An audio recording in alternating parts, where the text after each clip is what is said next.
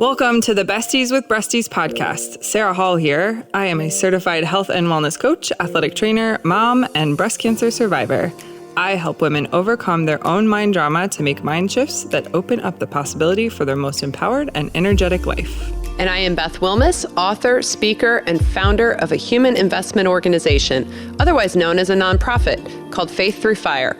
Our mission is to reduce the fear and anxiety that breast cancer patients feel and replace it with hope and a path toward thriving. This podcast is about our experiences with breast cancer and life after as young survivors and moms.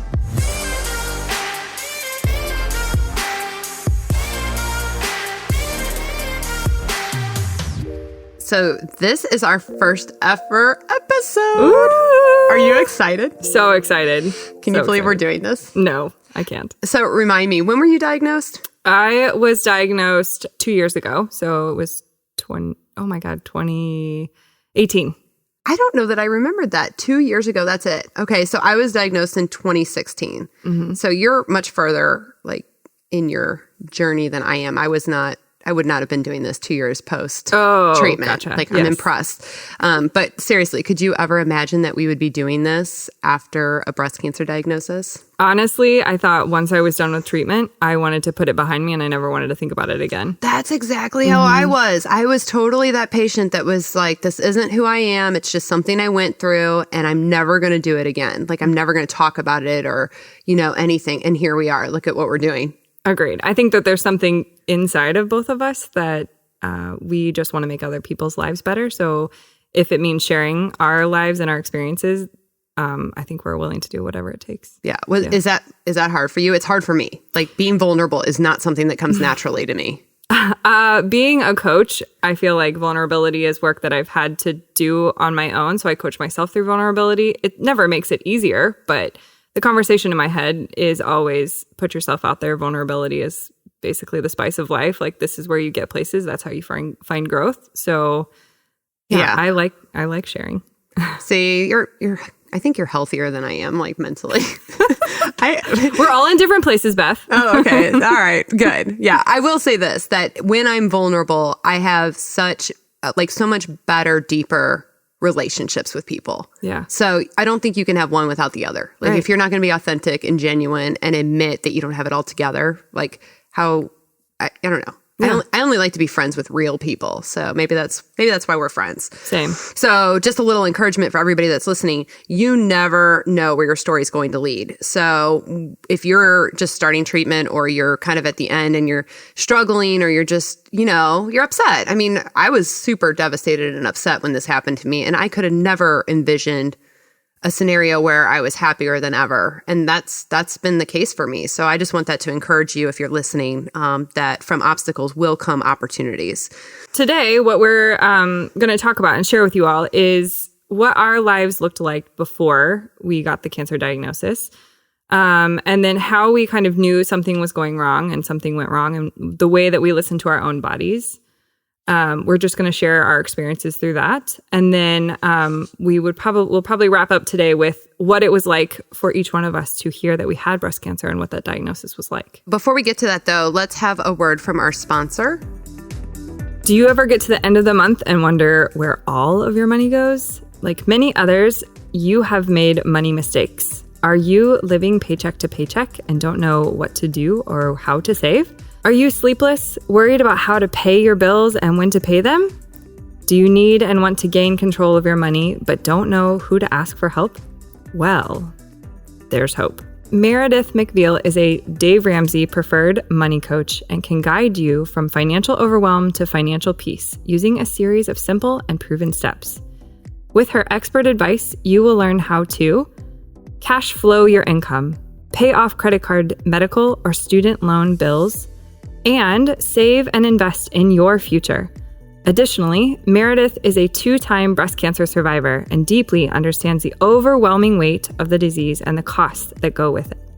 Stop the endless worry and anxiety around your hard-earned money and call Meredith today.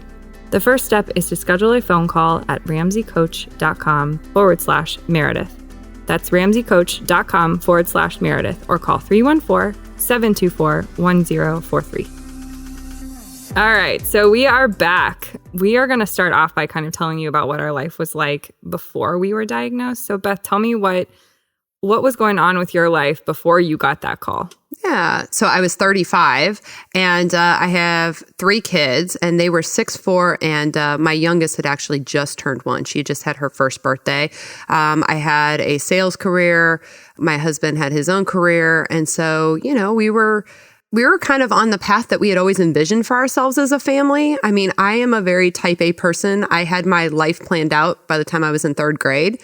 And I was well on the way to accomplishing what I had set out to accomplish. I had a career, I had a family, I had a husband I loved dearly, and life was good. I mean, we were really enjoying life. I mean, I was really, really happy. So that's what we were doing before I got the news. What about you? What was that like for you? Yeah, so very similar. We were kind of in family growing mode. I actually was diagnosed when I was pregnant. So I was kind of in that stage of life where what was best for my family work-wise and life-wise was what I was doing. So I had a master's degree in athletic training. So I had my education was done. I knew I had big goals for things I wanted to do in the future. I knew I wanted to be a coach. Even then, super happy with my husband and my family and excited to complete our family with the pregnancy that I was in when I was diagnosed. But for the most part, it was just living life and doing the best that I could at the time. Yeah, isn't that like funny? I mean, now looking back at it, you have all these plans. Mm-hmm. And I really just took it for granted that they would happen, like this is the way my life is going to look. This is how it's going to happen. And then you get that news and all of that goes out the window. And I feel like sometimes that's the bigger trauma, right? Mm-hmm. Everything you thought you knew is completely different. It feels like your invincibility card was pulled. Yes. Like you're young and I'm like fresh out of my 20s. I was 31 when I was diagnosed and just feeling like I have the world at my fingertips and I have all these plans and then all of a sudden you're like, oh wow, like life is a lot more fragile than I thought. Mm-hmm.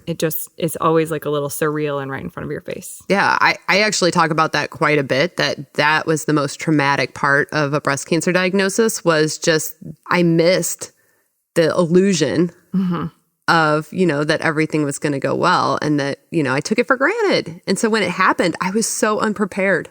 So unprepared. And I mean, you and I being, young survivors, I mean, that's what makes up like 10% of total breast cancer patients. So it's not typical. Mm-hmm. And you certainly don't think that's going to happen in the prime of your life. No. So it is kind of crazy though, whenever you do get diagnosed, how many people come out of the woodwork and tell you, oh, my friend was diagnosed. Oh, my friend was diagnosed. Mm-hmm. And so that 10% suddenly feels like a much bigger percentage. I know. Yeah. I often feel like that number is not accurate based on how many people I know and how often that happens to people. And okay, so before we get to how we knew something was wrong, let's tell everybody about our fun new segment called Boobs in the News. Alrighty. So I've always been told, like when I was growing up, a boob was like somebody that made a poor decision or did something silly. And so, oh, so-and-so is such a boob, and I assumed when I said, oh, let's do a Boobs in the News, that Sarah knew what that meant. No idea, guys. Yeah. Not a thing for me. I thought she wanted to do news stories from people's breasts in the news. So when we got together and she finally explained, the light clicked. So hopefully you guys enjoy this as much as we get a kick out of it. Yeah. So this is a fun segment where we read stupid tweets from real people or ridiculous news stories. Boobs in the news, boobs in the news, boobs in the news. So I pulled this from the Daily Dumbass, which my husband actually, he follows all kinds of stuff. It's the typical man, content, like the stuff that he follows. Toilet content. Right, toilet content, right. So when I told my husband I wanted to do Boobs in the News, he's like, oh, you should look at the Daily Dumbass. So here it is. So here's a story that I thought was kind of funny. A couple in Seattle called the cops around 3 a.m. after they woke up to a burglar in their bedroom. Oh my gosh. Can you imagine? So scary. So he left when they woke up, but on his way out, he left his backpack that had his wallet and ID in it. If that wasn't bad enough, the thief called the cops a few hours later to report his wallet stolen to try to get his stuff back. Oops. And since he matched the description of the home invader, he was arrested. Yeah. I think that qualifies as Qualifies. boob in the news. Wah, wah. Who are these people? I don't know. Okay. That's our boobs in the news for today. Bibs in the news, bibs in the news, bibs in the news. So let's get back to how we knew something was wrong. How did you know something was wrong? So, like I said, I was pregnant when I was diagnosed. So I had felt a lump. It was the beginning of February. I'll never forget. But I felt a lump and I was pregnant and I was in my 3rd trimester. So I just kind of assumed it was my 2nd kid. So I assumed that it was my breast getting ready to breastfeed again. And didn't really think much of it. It was pretty large. And then I had taken a hot shower one day and there was some blood coming out of my nipple. And that was a little bit of a trigger to me. I happened to be working with midwives at the time. And when I went to work, I told them what I saw. And they immediately called up a family doc friend who then got me an appointment the next day. And, just kind of made sure that the wheels got it rolling really quickly. And that's how I found it. Yeah. What about you? Well, I felt a lump too. Actually, my husband found the lump. But I didn't have any discharge or anything. So I really didn't know that anything was wrong per se. Although looking back in hindsight, we would take family walks around the neighborhood and I was pushing the stroller and I would thinking back on it, I was out of breath, and it would have been no big deal for me to walk the neighborhood. But I was out of breath to the point where my husband's like, are you okay? Because you're really out of breath for just walking slowly. And I do remember feeling very low energy, kind of lethargic. But, as a young mom, you really kind of push that aside as, well, you have a 1-year-old, a 4-year-old, and a 6-year-old. Of course you're tired. And so I just think that that's important for people to note because it's very easy for us to just kind of push it aside and say, well, yeah, we've got a lot going on. I'm stressed, things like that. But it's really, super important to listen to your body. So my husband and I were actually in bed and he was he had his arm around me, we were spooning. He had his arm around me and he had his hand rested on the side of my chest and he felt it. He was like, what is that? And so he took my hand and kind of put it where he had felt. And there was a very large, hard rooted lump there. And I just immediately knew it wasn't good at all. I immediately was filled with dread. I just knew that at my age, I shouldn't be feeling something like that. It's interesting that you kind of knew that right from the get-go because I passed it off. It's not a big deal. I'm sure I'm fine like that. I'm still coming out of my 20s invincibility. So I think that that's interesting that you kind of took that as a cue as this is something. Yeah, I didn't sleep that night. I was really worried about it. My husband less so. He's like, I'm sure it's no big deal. Same thing, right? You're young, you're healthy. There's no reason, you have no history of breast cancer in your family. There's no reason to think that this is bad. And also my previous sales history had told me that most of the time when women get lumps checked out, it's fine, And so I was thinking that, but I was nervous. And then I called the next day my OB. Did you call your OB right away? No, I was working with the midwives and they checked that next day. Okay. It was at the end of the day. And I do remember my midwife, who's one of my really good friends, she was like, oh, I'm sure it'll be okay. We'll just get you an appointment. And I knew that it was a big deal when I had that appointment on the next day when the provider that I went and saw, who was a family practitioner, super, super smart woman, she called herself and got the appointment for me. She didn't send me away with a card hey, call these people. She knew she wanted me to get in ASAP. Well, and shout out to her as a provider because a lot of times, so to piggyback on that, I called my OB the next day and she asked me, her first question was, are you on your period? And I said, yeah. And she goes, oh, it's probably a swollen lymph node, hormone fluctuation, wait a few weeks, call us back if it doesn't go away.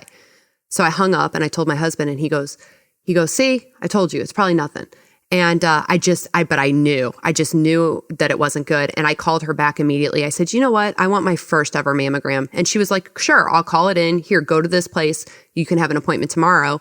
And, but I do think about it. Like when I think back on that, what if I would have just taken her at that, hung up, and then gotten busy with life and not called back to have that mammogram? There's something to be said about intuition and your own intuition and just listening to it. And I think that served you as best that it could in that situation. And I think like for all women, they just go get it checked out, you know? So I did go the very next day to my mammogram, and I don't know how it went for you, but when I was imaged on the mammogram, the technician that was doing it I told her how nervous I was. And she's like, well, based on what I'm seeing, I think you're fine. So I was immediately like relieved. I thought I was in the clear, but she's like, because we felt a lump, let's do an ultrasound. That's when I knew something was wrong, because then they could see 4 masses and they wanted to biopsy it. So was it similar for you or? Yes, it was all in one day. It was Valentine's Day, actually. I got what is so interesting is I was the exact opposite. With ultrasound, they couldn't definitively say anything. I just remember they had every single person come into the room. Oh, I need to have this person come check. Oh, I need to have this person come check. And you know, I'm just sitting there like, okay, should I be worried about the fact that 100 people have now come in here to check? Right. It's like having a baby where everybody... Right. It's the party for the ultrasound. Right. So they didn't, ultimately, I don't think that they got anything from the ultrasound, but it was when I got the results and the images from the mammogram that, they said, here's exactly kind of where everything is. And I think it probably... a lot that had to do with the complexity of getting diagnosed this way was because I was pregnant. So there's lots of things going on. My body was getting ready to have a baby. So there's, my milk ducts were, trying to click on.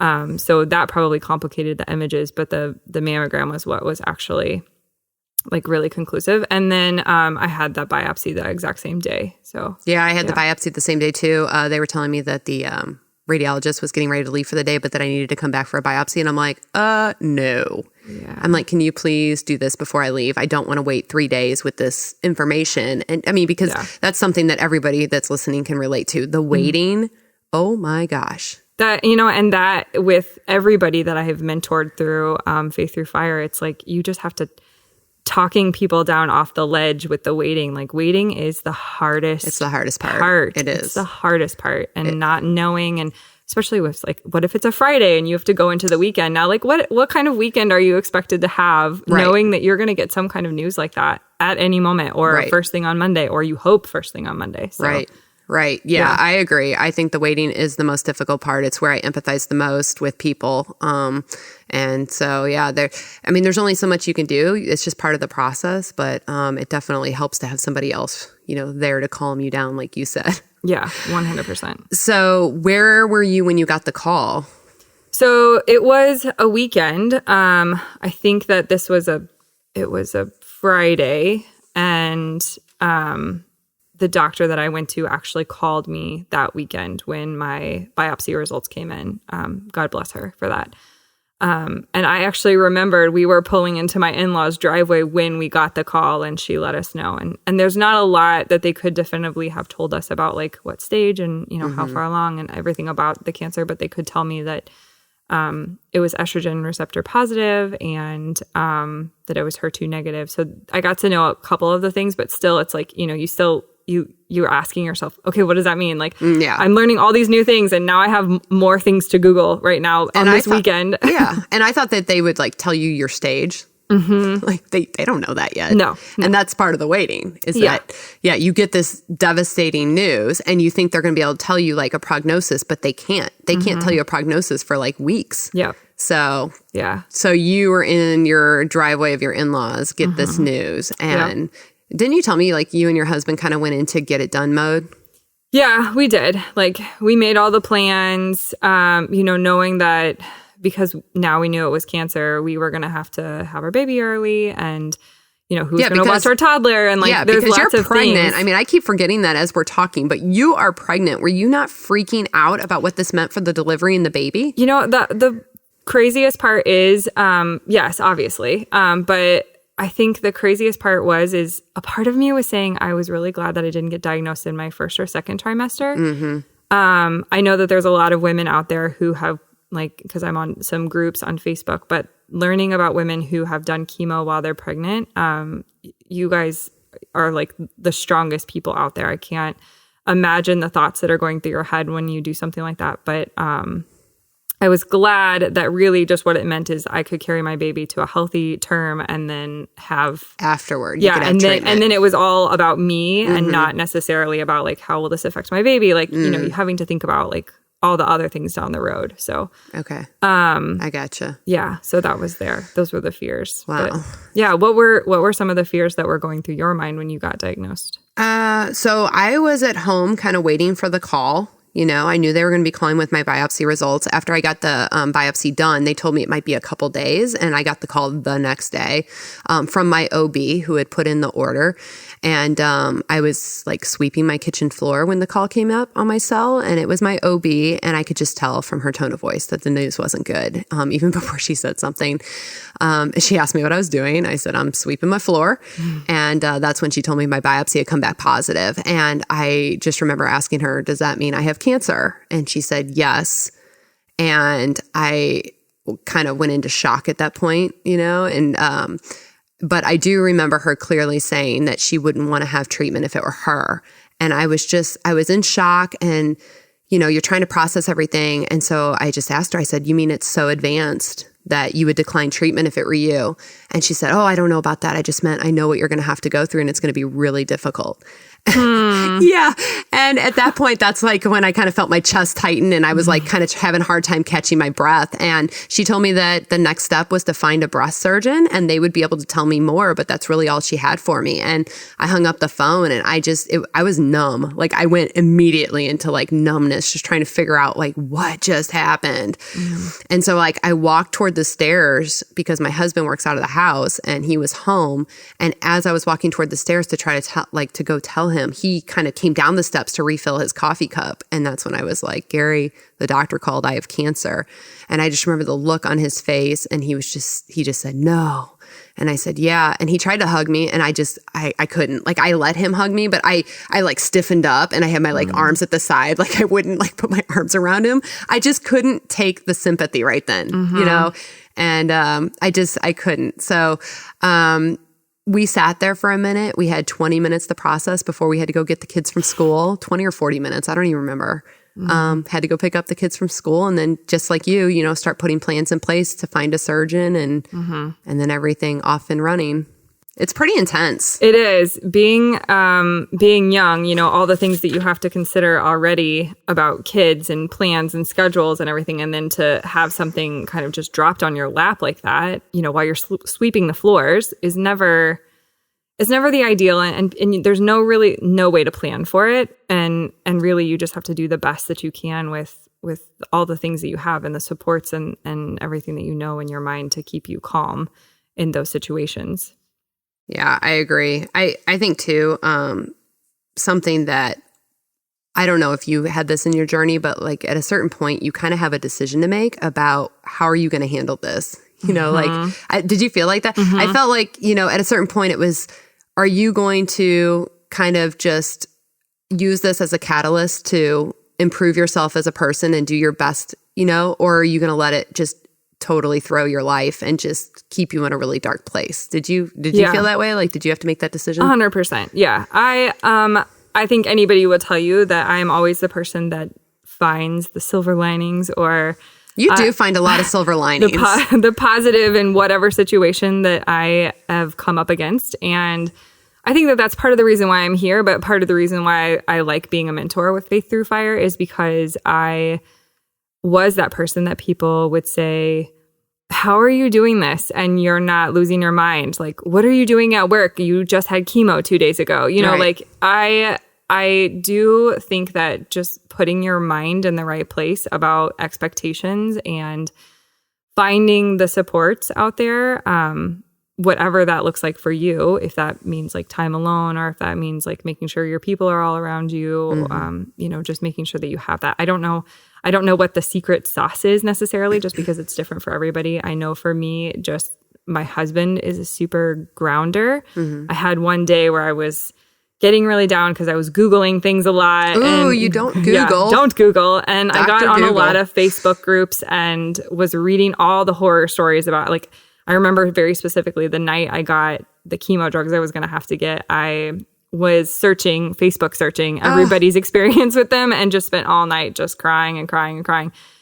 And then the next day he pulled me aside and like put his hands on either side of my face and was like, this is not you. Like, be you and make sure that you don't let this steal you. Oh, so interesting. So your husband was that person for you that kind of put you on a new path or just kind of make you, woke you up, right? Yes. Like brought you back to center. I had a similar experience. I went into the hospital to prep for my surgery and they had to do, the blood work and things to make sure you're healthy enough to have your surgery. And I was in a patient room and this nurse or aide, I don't know, she came in to do my paperwork and she was whistling and smiling and super joyful. And I was so mad. Of course. I was so mad. I was like, how dare you, have this attitude of positivity around me, and I felt like anything but joyful. And she just must have picked up on it. I didn't say anything, but I was just, probably being stony quiet. Sure. And she just stopped what she was doing, looked me dead in the eye and said, don't you let anyone or anything steal your joy. This is a complete stranger that did this. I mean, and it just immediately like did the same thing, brought me back to center and thought, she's right. What am I doing? This is not great, right? But this is not all there is. And so from that moment forward, I was like, you've got to choose to get better instead of bitter. Like, this is your decision. That's what you have control over in this situation. And then it became my focus. Like, I want to find the silver linings in this. I want to have this grow me as a person. So maybe that's why we're friends, because we both... Choice. We understand the power of choice. Right. And the choice to choose a mindset that is going to help you and not turn you into a bitter person or make you hostile. And the choice to just live a life that you're happy about is really at the heart of all of this and the reason why we're having this conversation. So. Well, and that's your whole career. I mean, you coach women to live their best life and to not let that drama in their own mind define who they are, or speak lies to them. We've both kind of chosen work that really tries to help people get out of that negative space into the positive. Yes. So, very cool. Well, so if there's one piece of advice for women out there, what do you think it is, like based off of what we talked about today? My piece of advice is listen to your body. I think at the heart of this, it's always about don't brush off something and say it's nothing, because there's always a chance it is. And if you find out it's nothing, that's great. That's going to take up less mental space than sitting around for weeks or months or however long fretting about it. If it's a signal that your body's giving you, or if it's an intuition that you feel, listen to it. Yeah, I think that's really good advice. And for me, it's just, if you're in this journey, if you haven't already, you're going to find yourself at that crossroads where you have to decide, better or bitter. And, it's obviously our hope that you choose better, and then just be relentless in the pursuit of your best life, invest in yourself. And, I think if you do, you'll come out stronger for it. Yeah. Before we wrap up for today, we have one more message from a sponsor, and we will go to that now. Everyone has been affected by the pandemic, and an awesome nonprofit has stepped up to help. If you or someone you love is in need of affordable medication delivered free to your home, consider RX Outreach, the nation's largest nonprofit, fully licensed mail-order pharmacy. They offer more than 1,000 medications at affordable prices. RX Outreach recently expanded their income guidelines to assist even more individuals and families who are facing severe financial hardships. Visit rxoutreach.org to learn more. And we are back. So on our next episode, episode number 2, will be all about inevitable ups and downs of a cancer journey and how you can prepare mentally to handle them. Thank you for listening today. Subscribe to our podcast so you don't miss our next episode. If you know someone who would benefit from this podcast, please share and check us out on our websites, sarahjhallcoaching.com and faiththroughfire.org.